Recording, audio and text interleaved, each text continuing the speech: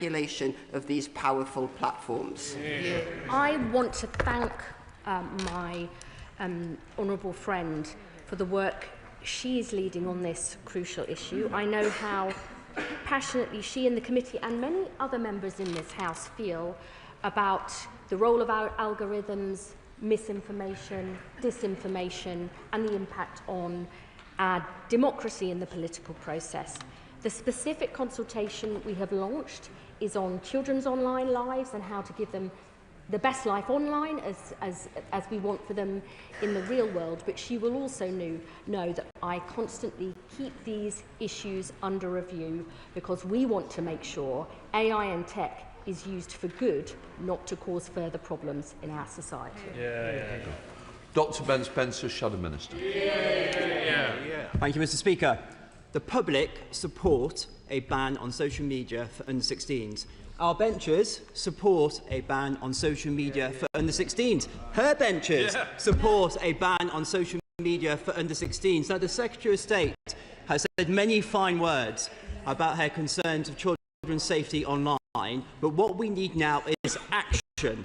So will she take the opportunity now to make clear what her position is? Does she or does she not support a ban on social media for under-16s? I'm very aware of the strong views on this issue. He didn't mention that organisations like the Molly Rose Foundation, the NSPCC and other organisations think there are problems with the social media ban for young people, and I want to listen closely to those views. But I would say to the honourable gentleman, it was members on this side of the House who stood up against X and Grok when their spokesperson said it was a legal grey area when it wasn't, and accused us of being like the mullahs of Iran. I am proud of the action we have taken to keep kids safe online. Let's see what he has ever done. Victoria College, Liberal Democrat spokesperson. Thank you, Mr. Speaker. We have already heard from thousands of stakeholders, including concerned parents, teachers and young people, all crying out for help against fast-evolving online harm, which is why the Liberal Democrats have proposed a world-leading approach to ban harmful social media based on a future-proof, harms-based approach backed by 42 children's charities and online experts.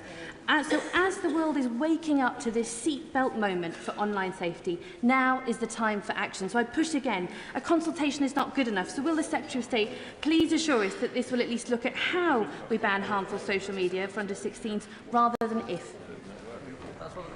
Well, we are banning harmful content for children. This government has taken decisive action to protect children and young people from intimate image abuse, self-harm, cyber-flashing and strangulation in pornography. And I know honourable members on both sides of the House will continually ask me this question today. I believe a consultation, swift, with proposals before the summer, is the right and the responsible way forward to hear the different views, try to build consensus where we can, but then to decisively act. And I hope the honourable lady, who I know really does care deeply about these issues, will work with us, including with her constituents, to make sure we build the strongest possible framework for the future. Fred Thomas. Question number 3, please, Mr. Speaker. Secretary of State. The government's consultation on children's use of social media and how we actually build a great life online for our young people will include the option of banning social media for under-16s. We'll also look at other measures, such as raising the digital age of consent, breaks to stop excessive use or doom scrolling overnight, curfews, enforcement of existing age verification laws. I think there's more to be done there, and addressing concerns about the use of VPNs. I've also said I'll take further action on AA chatbots when that's necessary. There are strong and differing views about this issue, which is why we believe a swift consultation rooted in the evidence is the right and responsible way forward. Fred Thomas. Thank you, Mr. Speaker. Every day that children are exposed to harmful and addictive content is another day of preventable harm. Yesterday, the Spanish PM, Pedro Sanchez, announced that Spain will ban social media for under-16s, pledging to protect children there from the digital Wild West. Expectations are that their government in Spain will begin passing that legislation next week. Meanwhile, we know about France, we know about Australia. There's accelerating momentum from our allies to move quickly and decisively on this. Can the Secretary of State confirm, as was indicated by a government minister in the other place a couple of weeks ago, that the government are taking steps so that a ban could be introduced here at pace through secondary legislation, subject to the results of the consultation? I'm not one for hanging about.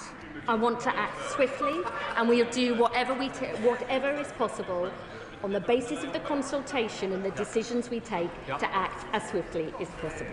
Liz Jarvis.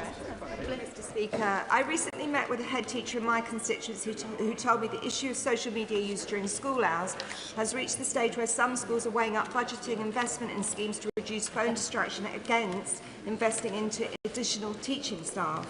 Her school is trialling the use of a new app that minimises distractions by controlling access to non-essential apps during the school day. Other schools have a system of secure phone locking bags, but these are expensive. So before the results of her department's consultation is published, can I ask the Minister what interim measures she is considering to help schools manage pupils' access to social media on mobile phones? Well, my honourable friend, the Education Secretary, has made clear, with new guidance and a requirement on Ofsted to be inspect, that phones should not be being used in schools. That is the action we are taking, because we think that is the right way forward. It's what teachers want. I know some schools have found it difficult handling these issues with young people and parents, but the position of this government that we should not have phones being used in schools is absolutely crystal clear. Question number 4, Mr. Speaker. Minister. Thank you, Mr. Speaker. I'm answering today on behalf of my friend, the Right Honourable Minister for Digital Government, who is away on other duties. As of September 2025, over 1.3 million premises in rural and hard-to-reach communities across the UK have already been upgraded to gigabit-capable broadband through government-funded programmes. Over 1 million premises are included within the £2.4 billion worth of signed Project Gigabit contracts. This includes a £175 million contract with Openreach to deliver gigabit-capable broadband across Scotland, including approximately 8,300 premises in my honourable friend's constituency. Right. Thank you, Mr. Speaker. The figures are impressive, but 10% of constituents in the Western Isles can't get more than 10 megabits a second. And while I welcome Project Gigabit, the islanders tell me that the areas first being considered for connection already have good fibre connection. They're getting a fibre upgrade, while people perhaps just a few hundred yards off the main fibre cable running this length of the island are left hanging on a copper line. I want to ask the Minister to press Openreach to make sure that they make these hard-to-reach connections and don't just rely on easy connections and big figures to convince ministers they're doing the job. Well, my honourable friend is absolutely right to press this issue. Project Gigabit delivers gigabit-capable broadband to parts of the UK that are unlikely to be reached by the commercial market alone. But as Project Gigabit extends its coverage, it will increasingly also cover properties that already have superfast availability. For premises that are located in very hard-to-reach areas, we're continuing to explore how government can further enable alternatives to fibre connections, for instance through satellites and fixed wireless access. And I would urge my honourable friend to remind his constituents that through the Broadband Universal Service obligation, consumers always have a right to a decent broadband connection of at least 10 megabits per second of download speed. Thank you, Mr. Speaker. The new Project Gigabit contract for Cheshire, expected to be in place by the spring, will only cover around a third of the premises in Chester South and Eddisbury that currently lack adequate broadband. I've raised this issue repeatedly, but still without a clear answer. So can the Minister now set out what specific plans exist for the remaining 10,000 homes and businesses, mostly in rural areas, that are not included in this new contract, and when those premises can realistically expect to be connected? Well, as I said to my honourable friend, we are looking at the moment about how to further enable alternatives to fibre access, for instance through satellites and things like fixed wireless access. I'm sure my friend, the Minister, would be happy to meet with the member to discuss the specific issues in her constituency, as he would with my honourable friend, the member on my side. Jess Brown-Fuller. Question number 5, Mr. Speaker. Minister. Thank you, Mr. Speaker. With your permission, I should like to answer questions 5, 6 and 12 together. Mr. Speaker, with groundbreaking steps in the Online Safety Act, we are protecting children from illegal and harmful content online. This Secretary of State's first step was to make sure that self-harm and suicide content were made priority offences. We have legislated to criminalise the depiction of strangulation in pornography. We have legislated to criminalise the creation of non-consensual intimate images. We have made those priority offences. We have now launched a short consultation to protect children's experiences online. Under this government, Mr. Speaker, children's well-being is put right at the heart of our decisions. Jess Brown-Fuller. Mr. Speaker, I thank the Minister for his answer. The Online Safety Act was intended to protect children and teenagers from harmful social media content. The Molly Rose Foundation study found before the Online Safety Act was implemented that over a third of 13 to 17-year-olds were seeing harmful content online, including self-harm, depression or eating or disorder content. Young people in my constituency are telling me that they are still seeing this content. So will the Minister commit to publishing a report examining whether the Online Safety Act is meeting its stated aim of keeping children safe online while we wait for the government's response to their own consultation? Minister. Well, can I thank the honourable member for bringing a really important point. I've engaged very deeply and frequently with the Molly Rose Foundation on this and wider concerns. We continue to make sure that the monitoring and evaluation of the Online Safety Act's implementation is in progress. I'm engaging regularly on it. I'd be happy to continue the conversation. Catherine Atkinson. Thank you, Mr. Speaker. I've heard from many parents in Derby who want to know that when their children go online, they're properly protected, not left exposed to harmful content or addictive design features. But I've also spoken to many young people who are also concerned about what they face online. So can the Minister set out how, in addition to listening to the voices of children and organisations representing children and bereaved families, which is vital, we put children and young people at the heart of this national conversation and ensure that their voices are heard too? Absolutely right. Well, can I firstly pay tribute to my honourable friend for the depth and breadth of her advocacy for the people of Derby in particular. Mr. Speaker, I can confirm that I'd be delighted to make sure that we continue the conversation with young people. I was at a school last week, I'm going to be at a school this week, and I commit to the House with the Secretary of State that we will continue to put young people at the heart of all our decisions. Andy Mills. Mr. Speaker, I've been contacted by over 400 of my constituents who are calling for greater regulation of social media and young people's use of it. There is disagreement there about whether this should be a full or a partial ban and exactly which age this should be introduced. Regardless of where the government's consultation leads, there will be a cliff edge and young people will at some point start to engage with the digital world. So with that in mind, I'd like to ask what engagement the Department are having with the Department for Education's curriculum review to give young people the skills, information, support they need to identify online harms and online misinformation. Well, our honourable friend is absolutely right, Mr. Speaker. Regulation is one part of it, but at the heart of it, media literacy, education is the fundamental thing that we're focused on as well. We're engaging very closely with the Department for Education on a media literacy aspect of the national curriculum to make sure that our young people are able to spot misinformation, disinformation, and be prepared to make the most of online experiences. Mr. Speaker, further to the question put to the Secretary of State earlier by the Chairman of the Select Committee, my teenage informant tells me that if you ask it the right question, most US-based search engines will tell you how to access the dark web. That is clearly undesirable. What are we doing to stop it? Well, I thank the honourable member for that point. We are looking very closely. Of course, already under the Online Safety Act, platforms have the responsibility to make sure young people are not able to access harmful content, and in particular in relation to wider access methods, whether that be VPNs or beyond. We're looking very closely at the patterns of behaviour. We have been so far pretty successful. After an initial spike in the use of some of those platforms, we've seen a levelling off. I hope very much that continues. We will continue to monitor it. That's in topicals. Topical number 1, please, Mr. Speaker. Mr. Speaker, we are in a race for the future, and this government is determined to seize the opportunities of AI to win for Britain and the British people. Last week, I announced our Lanarkshire AI Growth Zone, creating 3,400 jobs. On Monday, I announced Barnsley will be the UK's first tech town. And we've announced free AI skills for all.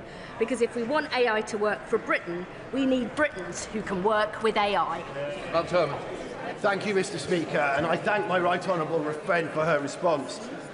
This Labour government is making great strides at deploying digital technologies to provide access to public services and bring them bang up to date.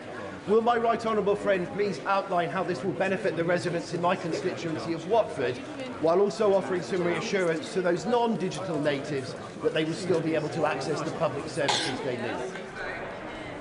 My honourable friend has always been a powerful champion for the good people of Watford. This government is determined to make sure national and local public services are more easily accessible online through things like the NHS app, getting your driving licence online and information about your benefits. But we are really concerned about those without digital skills. That's why we launched the first digital inclusion plan in a decade, including free digital skills training, which the honourable members' constituents can take advantage of. Julie Lopez, Shadow Secretary of State. Thank you, Mr. Speaker. Amid the utter muckstorm of this week, it's World Cancer Day, when we should be thanking our incredible scientists whose breakthroughs give hope to patients at their lowest ebb. Does the Secretary of State think that her government should charge VAT on medicines being supplied to those patients for free? I am very proud that this government has today announced its proposals to improve cancer care for people right across the country. It is absolutely essential that we get more people access to faster, better services. And I have always believed that we need to do that in the way that is fairest possible for people, and to back our great scientists to make even more improvements in future, which is why I'm so proud of our life sciences sector plan alongside the 10-year NHS plan. Julia Lopez. Mr. Speaker, I didn't uncover any answer there. Charities and life sciences firms are telling me that this government has begun issuing tax bills on free drugs, such that one company is stopping a compassionate access scheme and withdrawing 2 critical cancer drugs, and more could follow suit. That is a disaster for patients, a disaster for securing clinical trials, and a disaster for this government's cancer strategy. Will she commit, with the Chancellor, to stopping these bills as a matter of urgency for the sake of patients and for the sake of our vital life sciences industry? I would say to the honourable lady, thanks very much for that, Chair. I would say to the honourable lady, this government is transforming life sciences in this country with the biggest investment ever into research and development, a 10-year NHS plan that will radically reduce the time for drugs getting to clinical trials, and ensuring that our pharmaceutical sector has a proper deal, including with the NHS. That's how we get better services to patients, and I'm proud of this government's record. James Assart. Thank you, Mr. Speaker. The London Design and Engineering UTC in the Royal Docks has just received an outstanding Ofsted, including commendation for the way they prepare students for the next stage of employment. Does the Secretary of State agree with me that this industry-level offer of resources and training at this stage in education is vital if we're to have thriving STEM sectors?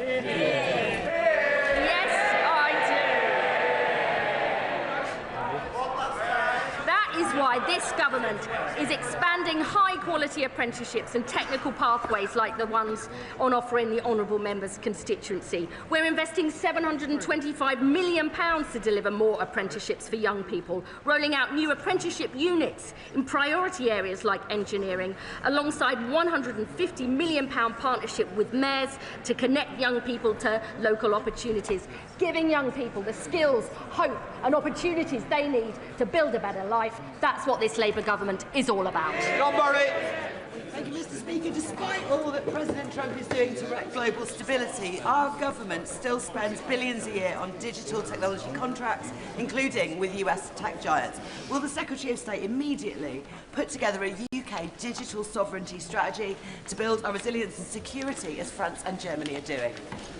Well, we are already investing £500 million in our sovereign AI unit to back our brilliant AI entrepreneurs and start-ups, because we believe more competition in this area is good for Britain and good for the world.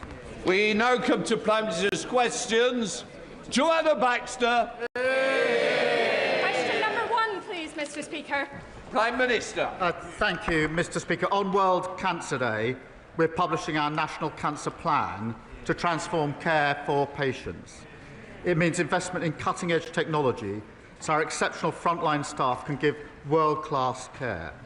It funds more tests and scans, meaning faster diagnosis and treatment, and tailored treatment in specialist centres.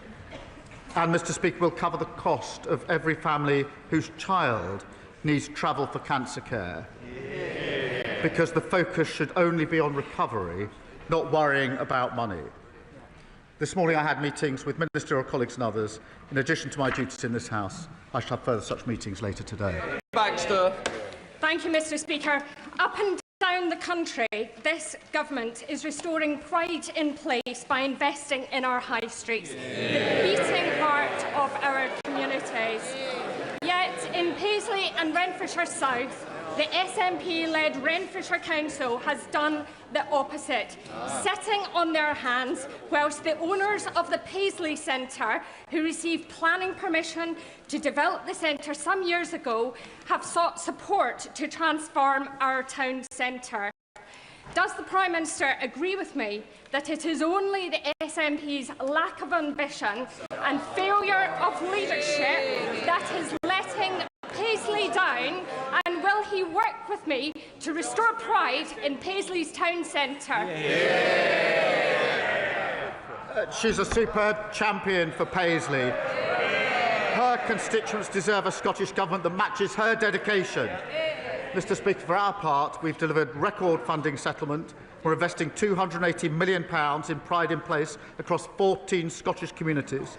We've secured shipbuilding on the Clyde for over a decade and just announced an AI growth zone in Lanarkshire. The choice, Mr. Speaker, is clear. A third decade of failure under the SNP or real change for Scotland under Anas Sarwar. Leader of the Opposition, Kemi Baden. Thank you, Mr. Speaker. The whole House will be disgusted by the latest revelations about Jeffrey Epstein. All of us want to see his victims get justice. But the political decision to appoint Epstein's close associate, Peter Mandelson, as Britain's ambassador to Washington goes to the very heart of this Prime Minister's judgment. When he made that appointment, was he aware that Mandelson had continued his friendship even after Epstein's conviction for child prostitution? Simple question. Mr. Speaker, let me start where I must, with the victims of Epstein, and all of our thoughts are with them.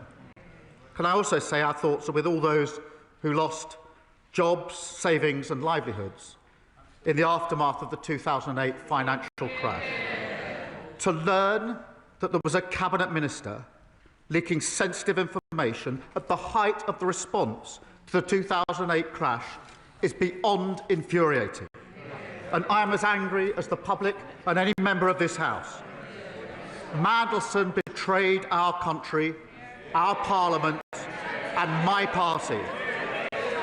Mr. Speaker, he lied repeatedly to my team when asked about his relationship with Epstein before and during his tenure as ambassador. I regret appointing him. If I knew then what I know now, he would never have been anywhere near government.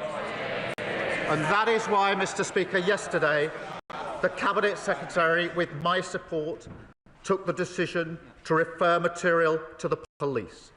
And there is now a criminal investigation. I've instructed my team to draft legislation to strip Mandelson of his title and wider legislation to remove disgraced peers. And this morning, I've agreed with His Majesty the King that Mandelson should be removed from the list of Privy Councillors on grounds that he's brought the reputation of the Privy Council into disrepute. Mr. Speaker, I asked the Prime Minister a very specific question. Did he know that Mandelson had continued his friendship with Epstein after the conviction? He says if he knew then what he knows now, but he did know. In January 2024, a journalist from the Financial Times informed the Prime Minister that Mandelson had stayed in Epstein's house even after that conviction for child prostitution. So did the Prime Minister conveniently forget this fact, or did he decide it was a risk worth taking? Prime Minister. Well, Mr. Speaker, as the House would expect, we went through a process. There was a due diligence exercise, and then there was security vetting by the security services. What was not known was the depth, the sheer depth and extent of the relationship. He lied about that to everyone for years. And new information was published in September, showing the relationship was materially different to what we'd been led to believe.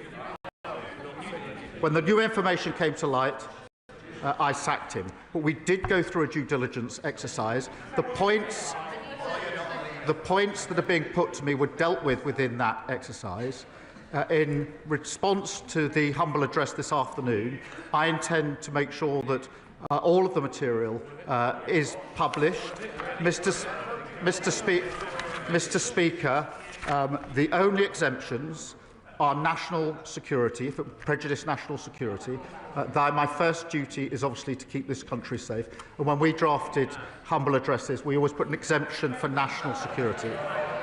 But also anything that will prejudice international relations. Mr. Speaker, you in the House will appreciate that in the course of discussions country to country, there are very sensitive issues of security, intelligence and trade which cannot be disclosed without compromising the relationship between the two countries or a third country.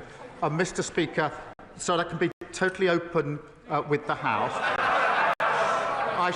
I should also disclose that the Metropolitan Police have been in touch with my office this morning to raise issues about anything that would prejudice their investigations. We're in discussion with them about that, and I hope to be able to update the House, but I do think I should make that clear to the House at this point, because those discussions are ongoing.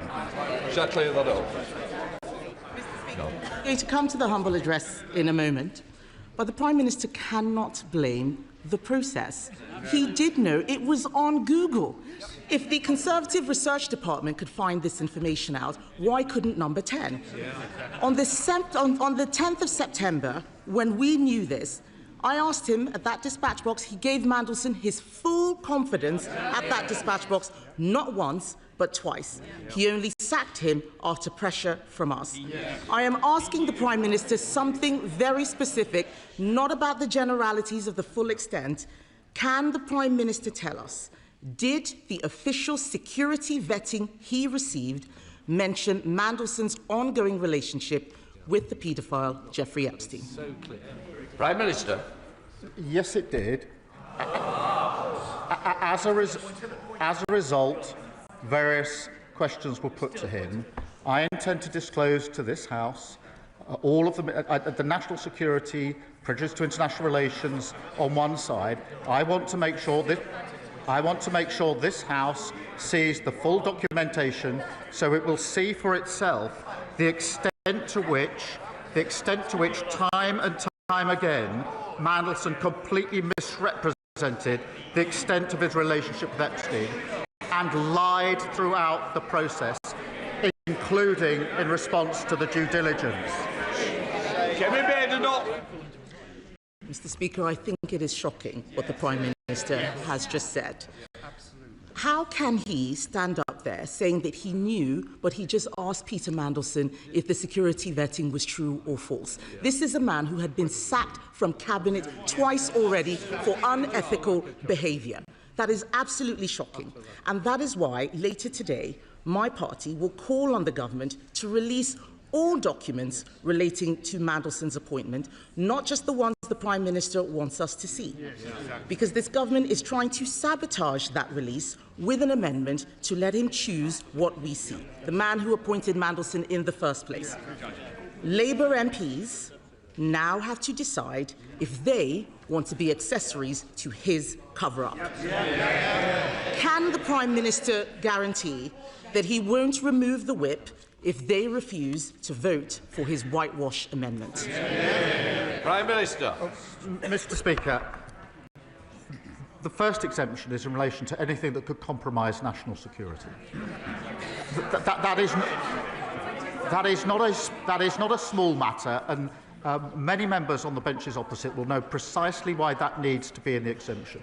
When we were drafting humble addresses, when we were sitting over there, we always made sure that exemption was in because we knew how important it was to the then government. I don't think I've seen a humble address without that in, because and just to be clear, to vote to release something that would prejudice national security is wrong in principle. The second exemption is in relation to things that would prejudice international relations. There will be discussions about security and intelligence and trade, which are highly sensitive to the two countries involved and to third countries. Well, they have to ask themselves whether they want to vote to prejudice our national security. I don't think they do. I don't think, in fairness, that they do. But can I reassure the House, Mr. Speaker? Let me reassure the House. The process for deciding what falls into those categories will not be a political process. It will be led by the Cabinet Secretary, supported by government legal teams. So they will be looking at the question of prejudice. They will be making that decision. The only additional thing I just want to put before the House, because there was a discussion this morning with the Metropolitan Police, is that we are in discussions with them about any material that they're concerned will prejudice their investigation. We're at an early stage of that discussion, but I didn't want to have the House not know that that discussion is going on. Mr. Speaker, the Prime Minister is talking about national security. The national security issue was appointing Mandelson in the first place. And what he has said about the humble address is a red herring. To those Labour MPs who were not there in the last Parliament, let me tell them, humble addresses already exempt genuine national security. This is not about national security, this is about his job security. His amendment lets him withhold anything to do with international relations. But this whole appointment is to do with international relations. So if they're voting for it, they are voting for the cover-up.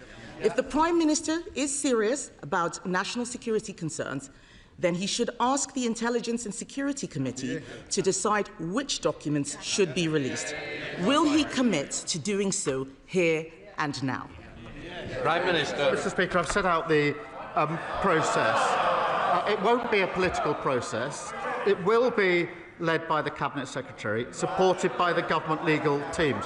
But I'm pleased that she, I think, now accepts that at least the first exemption that we've written in to the amendment, the petition, is the right amendment in relation to prejudice national security.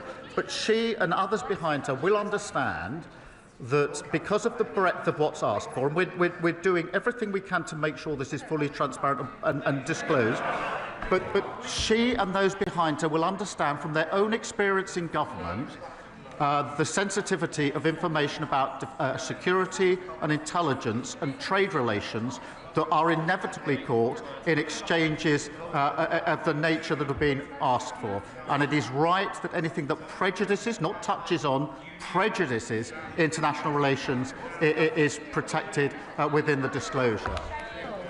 If that was really the case, then he wouldn't mind if the ISC had a look. And let's be clear, he says the Cabinet Secretary makes it non-political, but that doesn't make it independent.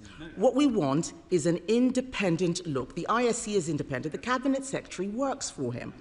We know that there will be a cover-up because this implicates the Prime Minister and his Chief of Staff, Morgan McSweeney, a protege of Peter Mandelson.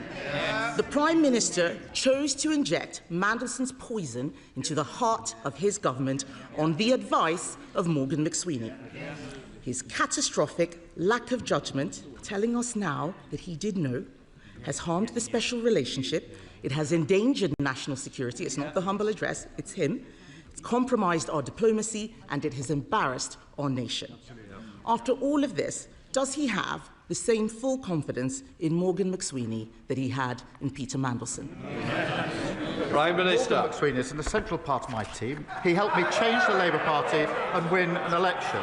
Of course I have confidence in him. But, Mr. Speaker, whatever is slung across this dispatch box, I don't think it's right for the Cabinet Secretary to be denigrated in that way and to suggest that he would be involved in a cover-up. There's the politics that comes over the dispatch boxes, but I honestly don't think it's right to impugn the Cabinet Secretary in that way. And I suspect in their heart of hearts, many on those benches would agree. Mr. Speaker, I'm as angry as anyone about what Mandelson has been up to. The disclosures that have been made this week of him passing sensitive information at the height of the response to the 2008 financial crash is utterly shocking and appalling. He's betrayed our country. He's lied repeatedly. He's responsible for a litany of deceit.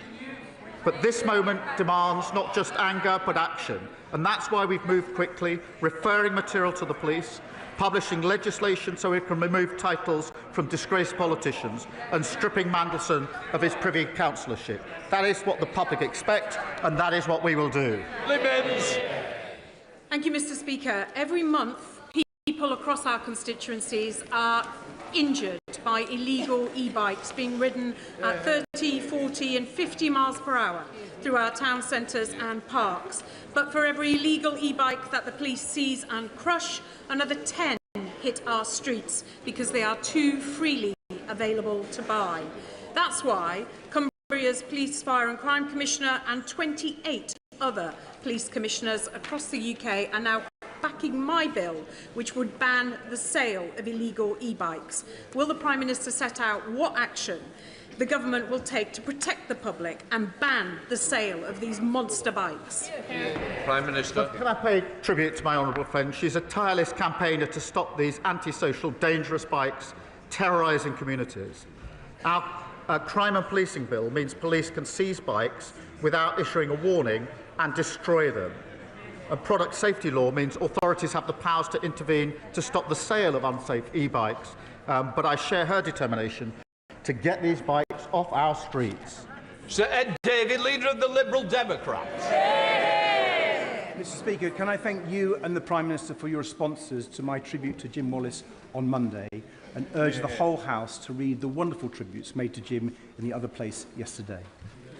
Mr. Speaker, I've been thinking how it must feel for the victims of Jeffrey Epstein and their families, hearing more and more stories of how rich, powerful men were currying favour with a paedophile sex trafficker, such as Peter Mandelson, sending government secrets to help Epstein enrich himself further. Seeing Mandelson made ambassador to the United States, even after his links to Epstein had been extensively reported by both the Financial Times and Channel 4 News. So can the Prime Minister tell us, given he now admits he knew about those links, before he gave such an important job to one of Epstein's closest friends, did he think at all about Epstein's victims?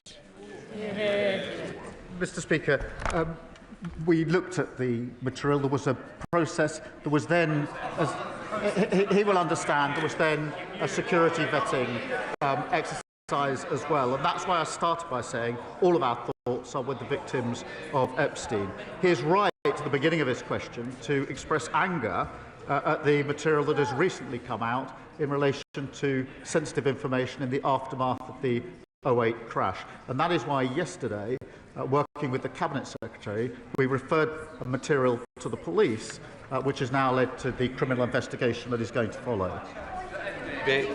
Mr. Speaker, I think the victims of Jeffrey Epstein deserve far better than that. They deserve Peter Mandelson not being appointed in the first place.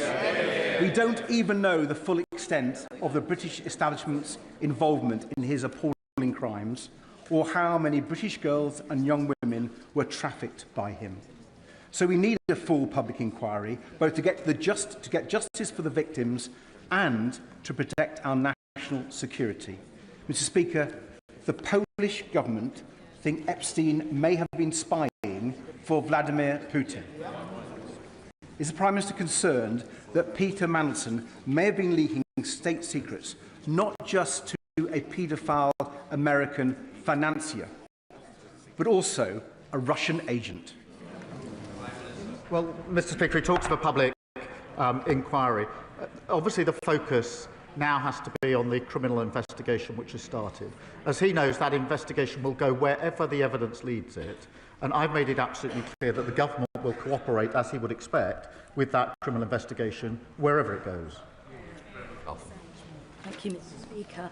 I welcome the news that Bristol East will be getting another 3 breakfast clubs. I've seen how these clubs aren't just about making sure that no child starts the school day hungry.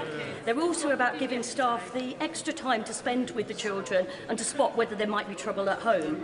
And on that note, can I urge the Prime Minister to work with schools on our manifesto commitment to identify children with parents in prison to make sure that those children get all the support that they need? Can I thank her for raising this and confirm that we're looking at how we can strengthen the support in place for these children so no child falls between the cracks.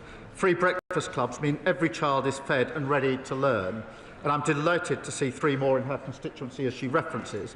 But I also want to mention Rushbrook Primary Academy, Oasis Academy Aspinall, Longsight Community Primary, St Bernard's Roman Catholic Primary School Manchester, all soon operating free breakfast clubs in Gorton and Denton. Sybil Roberts. Diolch yn fawr iawn, Llyfarydd. The victims and survivors of Epstein and his circle of overprivileged elite are at the forefront of my mind here and now. Mandelson, we now know, described Epstein's release from prison after being sentenced for child sex offences as Liberation Day.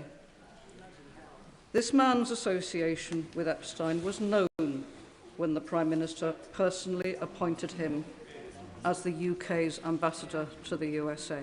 Yep. How can we trust the Prime Minister's judgment? And in questioning that, how can we trust him to remain as Prime Minister? Can I join her in the disgust in the comments that she just read out? But to be absolutely clear, the scale and the extent of the relationship between Mandelson and Epstein was not disclosed. On the contrary, it wasn't just not disclosed. Mandelson lied throughout the process and beyond the process. He lied, and he lied again to my team. Luke Charters. Speaker, an EU agri-food deal would boost exports and cut supermarket prices. The CBI backs it, and according to Best for Britain's polling, 62% of the public do. But surprise, surprise, Reform oppose it. I thought the member for Ashfield wanted 30p food. Does the Prime Minister agree that while some opposite prefer temper tantrums with Brussels, this Labour government must build closer ties with Europe to cut the price of the weekly shop? Well, Mr. Speaker, right, the deal that we've struck with the EU means lower prices at the checkout, more choice on the shelf, and more money in people's pockets. It's good for British fishers and farmers who face less red tape, selling our world-class produce into a crucial market. It comes alongside the opportunity for young people to work, travel across Europe, the work we're doing to cut energy bills and closer work on defence. All of this is opposed by Reform and the Tories, who sold the myth, botched Brexit, and left families and businesses paying the price. Charlie Juhas.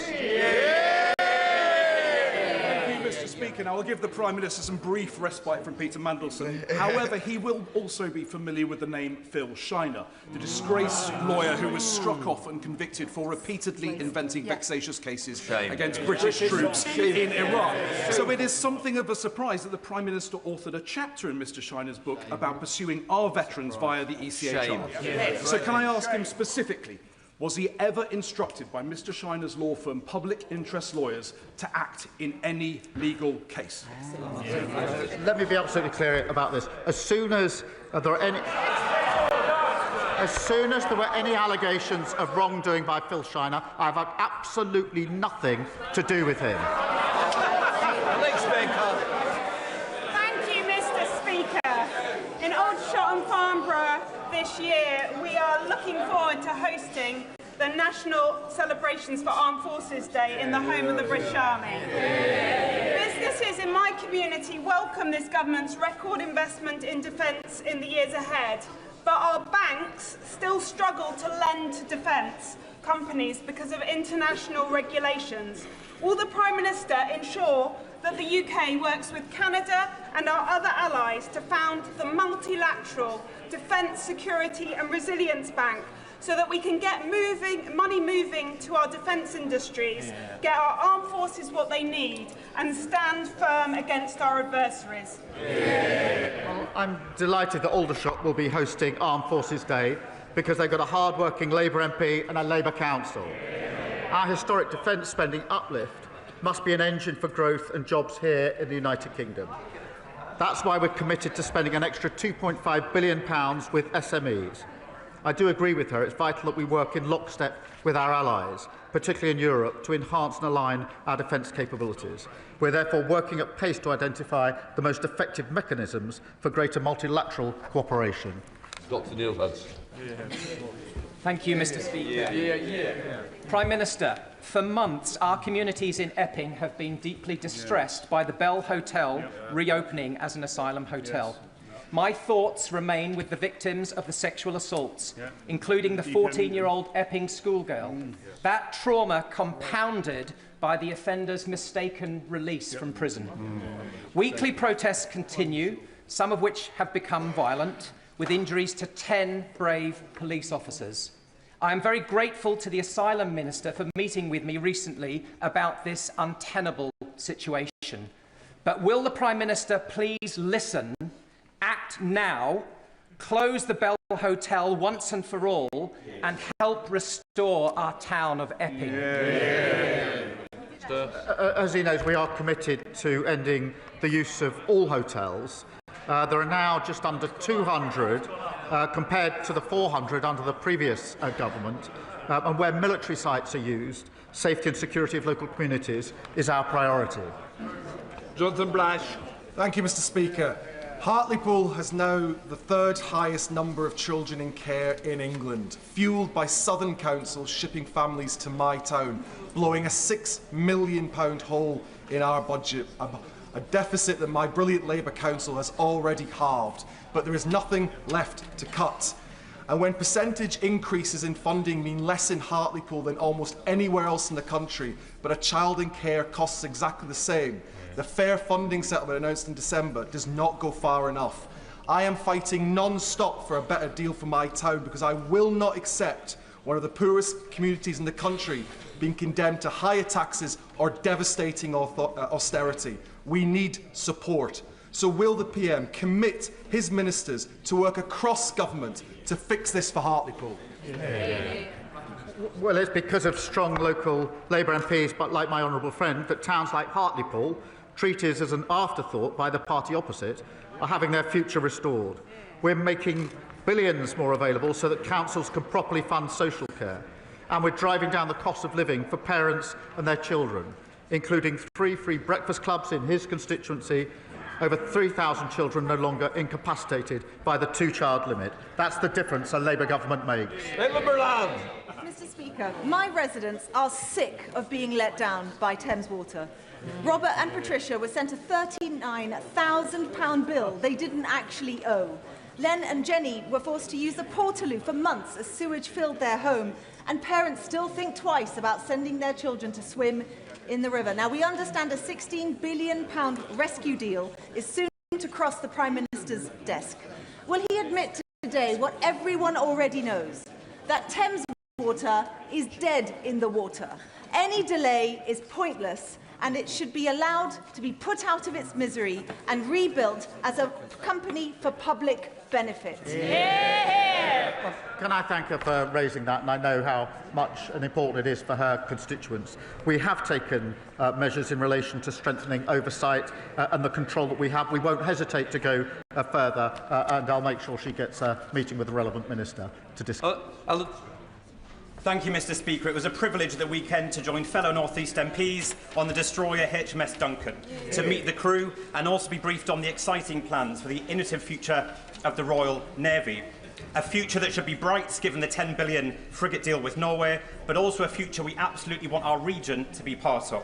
So would the Prime Minister agree that, given the North East strengths in AI, satellite technology and advanced manufacturing, North East workers and businesses should be at the heart of the future hybrid navy? And will ministers meet us and industry leaders to put the North East at the heart of our future defence? Mr. Speaker, can I first thank the commanding officer and crew of HMS Duncan for their service, and thank my honourable friend. I remember meeting the brilliant workforce in his region, and I know the defence ministers would be delighted to do the same. Our record defence spending is supporting jobs and growth across the North East. We invested £200 million in Optric semiconductors in his constituency last year. As we increase defence spending, the North East will play a major role securing good skilled jobs for generations to come. Christine Jardine. Thank you very much, Mr. Speaker. And can I associate myself with the comments of my party leader about Lord Wallace, a man I feel I was privileged to know. But can I ask the Prime Minister, given the conversations which are taking place in this place today and up and down the country about Peter Mandelson and his involvement with the paedophile who trafficked women, and the millions of women, particularly in this country, who will have been triggered by that, given the establishment's proximity to what happened, will the Prime Minister assure that there will be support set up, helplines, and that as well as the victims, the direct victims, those indirect women who've been triggered now will be supported? Well, she's right to raise this, and obviously we'll support the police on the one hand with their investigation, but also we will press on with our work to halve violence against women and girls, which is very much about putting the support in place that is needed for all victims of violence. That is a crucial part of our work, and I hope we can work across the House in support of it. Ellen Hayes. Thank you, Mr. Speaker. I'm proud that Labour MPs voted yesterday to remove the two-child limit and lift 400,000 children out of poverty. But child poverty cannot be eradicated while children are living in overcrowded temporary accommodation without their own bed or anywhere to do their homework. So will the Prime Minister commit to urgent and persistent action to drive down the use of temporary accommodation, ensuring that our councils, including my councils of Lambeth and Southwark, have the funding they need in the final local government finance settlement next week? Well, can I join her in the pride in voting to remove 500,000 children from poverty and lift them out of poverty after hundreds of thousands were plunged into poverty by the party opposite when they were in government. On the point she raised about temporary accommodation, she's right that every child deserves a safe, warm and secure home. We're investing a record £3.5 billion in homelessness services and £950 million in local authority housing fund to deliver better quality temporary accommodation. Mr. Speaker, how we answer SEND families' call for justice will measure who we are. Christopher Lascaris was autistic and murdered aged 24. His mother, Fiona, who is here, spent 8 years begging authorities to protect him, but they refused because they presumed he had mental capacity. So will the Prime Minister support Christopher's law, creating a duty to assess mental capacity where it is in doubt to save the lives of others? Can I thank him for his question and for his tireless campaigning on behalf of Christopher and Fiona, who, as he points out, is with us today. Christopher's death was a tragedy, and I agree that we owe it to Fiona. I'm glad that she's here to hear it, and other families, of course. I can reassure him that work is underway to examine what action is necessary to prevent further tragedies like this. That comes alongside our intention to consult on the liberty protection safeguards this year, and I'll make sure that he is fully updated on as the work progresses across government, and I would ask that he make sure that Fiona and others are updated as well. Ben Goldsborough. Thank you very much, Mr. Speaker. From heat-tolerant rice trials to world-leading science at the Earlham Institute and the John Innes Centre on the Norwich Research Park, South Norfolk is helping feed the world. Will the Prime Minister secure a clear carve-out for precision breeding in any future SPS agreement with the EU so Britain can continue to lead on this field? Well, can I thank him for raising it? As negotiations are ongoing, we remain committed, he'll be pleased to know, to the Precision Breeding Act and supporting new innovative technologies. And the EU accepts there will need to be areas where we retain our own rules, and we'll always prioritise British interests as we negotiate our SPS agreement. Johnson. Mr. Speaker, as you're aware, I've been campaigning for a Lincoln Dental School for some years, and I'm pleased to be able to tell the House that thanks to the hard work of, amongst others, Professor Juster, Professor Reid and Susie McPherson, Lincoln Medical School are now in a position to take their first cohort from 2027. So can I ask the Prime Minister, will he provide the necessary funding for this cohort of students to start to help improve the oral health of people right across Lincolnshire? Well, I'm pleased to hear the news about the dental school in her constituency, and we have put in further funding in relation to dentistry. We were left with a dental desert across many parts of the country. We're fixing that problem, but I'm glad to hear the news in her constituency. Ollie Billings. Thank you, Mr. Speaker. As the Prime Minister pointed out, today is World Cancer Day. As outlined in our cancer plan, early detection and diagnosis is vital. Will the Prime Minister agree to consider the campaign by my constituent Gemma Reeves, who is a nurse at the Queen Elizabeth Queen Mother Hospital, to ensure breast cancer screening for all women over the age of 40, and meet her to discuss how such a change would save lives? Well, I'd absolutely support that, and I'll make sure she gets a meeting with the relevant minister, because early diagnosis is so important for all cancers, and we must do everything we can to ensure that our early diagnosis is the absolute norm and never the default. Final question, Suella Brabham.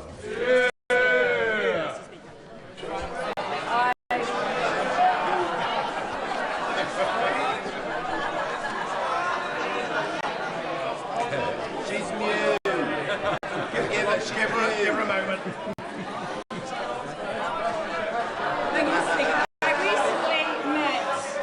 I recently met one of the bravest women I know.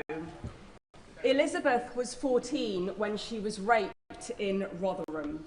She is one of the survivors of the rape gangs, one of the biggest national scandals in our history.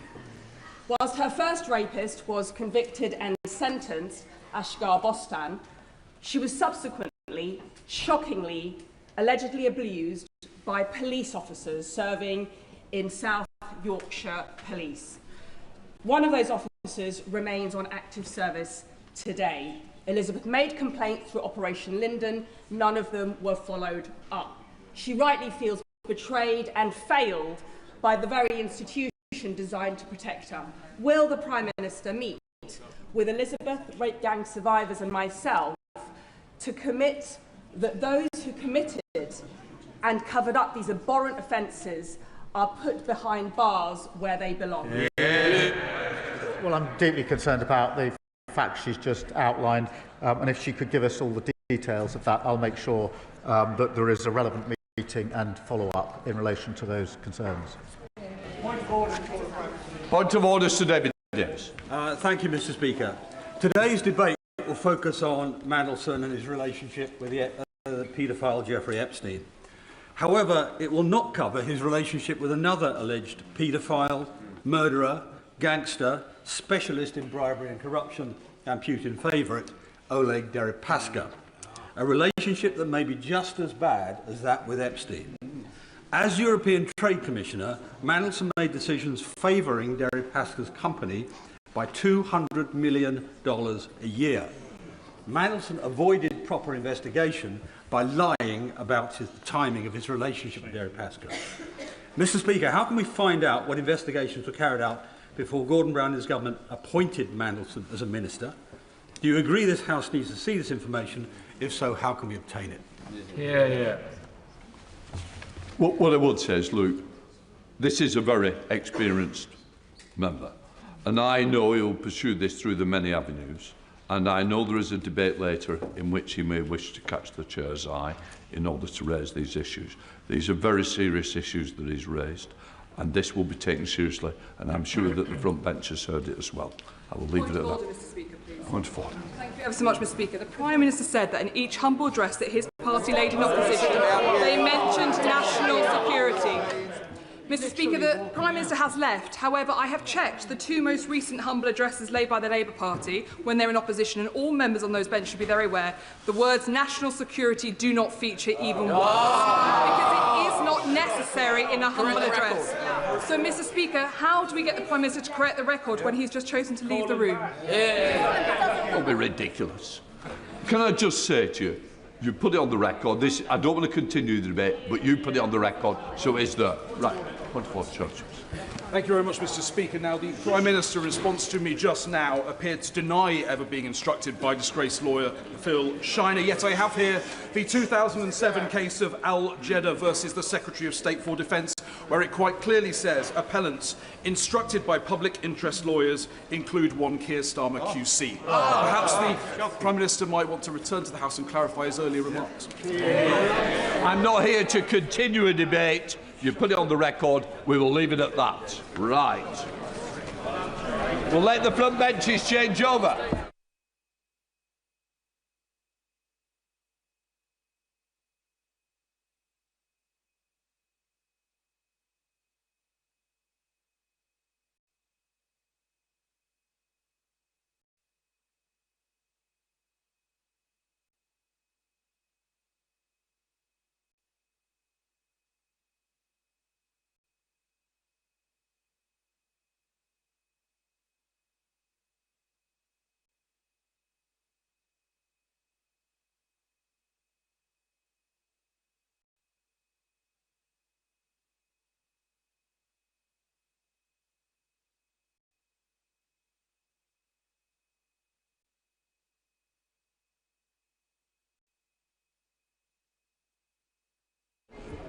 We now come to the 10-minute rule motion. Bill Rabira Ade. Thank you, Mr. Speaker.